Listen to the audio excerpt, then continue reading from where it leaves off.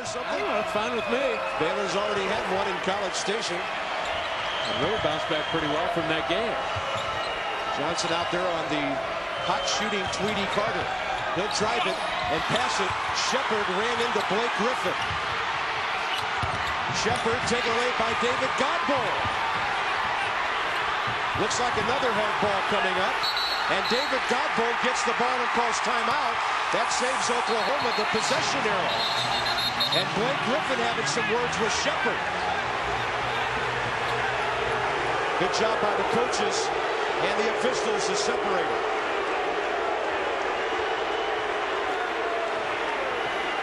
I don't know, Split. The way the officials are going to be going to the monitor. The way this game has gone, maybe something like this had to happen. Yeah, that last scramble was really intense. It was basketball until then. I was surprised the whistle did not blow. No real clear foul, but a lot of people involved, a lot of bodies flying around. And again, we emphasize this is one of the best officiating crews in college basketball. Steve Wilmer, Mark Whitehead, Curtis Shaw. Right now, the three of them are conversing with each other before Wilmer, who is the lead official, will go over and have a look at the monitor. That's Curtis Shaw on the right.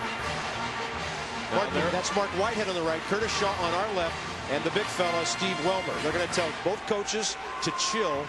And a good officiating crew here, Split, will take as much time as they need to sort things out. Well, the scramble is on right there. Nobody really has possession of the basketball. Rogers right there trying to pass out of traffic. Fires it over. Goes off of Longar. Mark Shepard is in the mix right there. And the scramble is on. I think David Godbold ends up with it. Again, they try to roll it out to Rogers. There's the pileup right there. Now that's where Godbold calls the timeout right there. The Wilmer signals. But keep your eye on the guys on the floor. Griffin and Shepard were tied up with each other. Now they're starting to get up.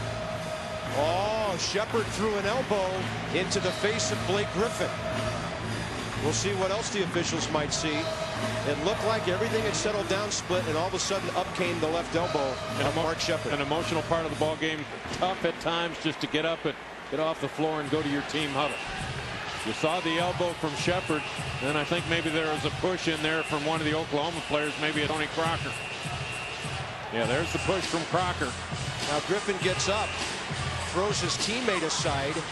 Griffin was upset at the elbow of Shepard, but then it appeared Tony Crocker shoved Shepard. Now there are reasons that an official can go over and check the monitor. Certainly scoring. You can look for the three-point shot. You can certainly look at the clock with everything that's happened in college basketball the last week. But any kind of skirmish like this, they can go and make sure that they get all the participants. You've got all kinds of cameras recording this game. Look at all the angles. And I think this is a definitive view right here. Tony Crocker, number 5. Now watch Shepard with the left elbow right there, knocking Griffin back, and then Tony Crocker comes in and shoves Mark Shepard. And if you're Oklahoma,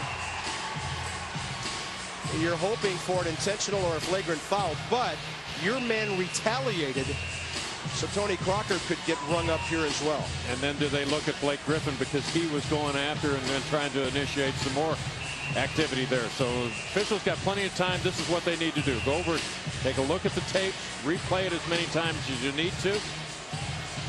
Everybody go ahead and give your opinion on what you think should happen. Apply the rules, administer the rules to the game.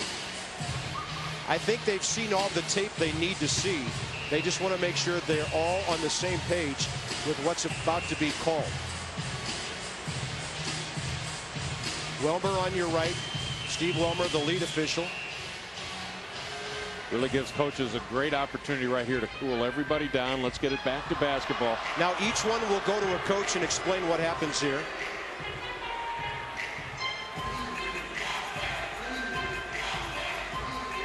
Coaches hit the floor very quickly to separate players. Did a good job to make sure that nothing else happened after the original contact. Jeff Capel calmly listening now to Wilmer after the explanation, which was very brief, to Scott Drew.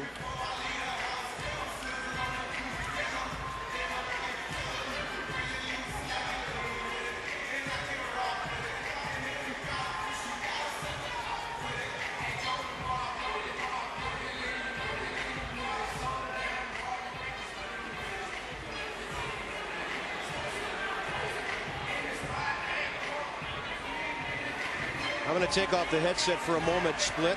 A little clearing up needs to be done on this because of the people involved. And certainly Oklahoma got the tie up, got the ball. They should have possession. See what transpired after that. Steve Wilmer, the lead official, coming over to explain. This is where college basketball is awesome.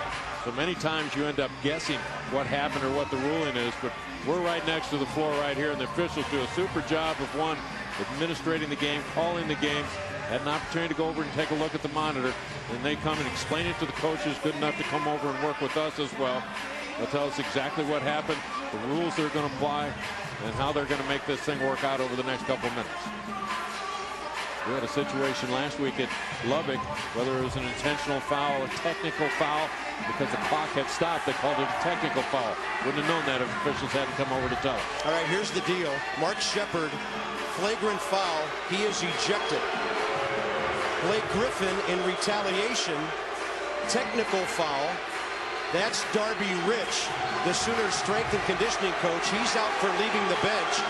And another Baylor player, and I'm not sure if that is Richard Hurd or Jabril Thiam on the bench, also ejected for leaving the bench. So what Steve Wilmer said to me, the flagrant foul and the technical, the free throws cancel each other out.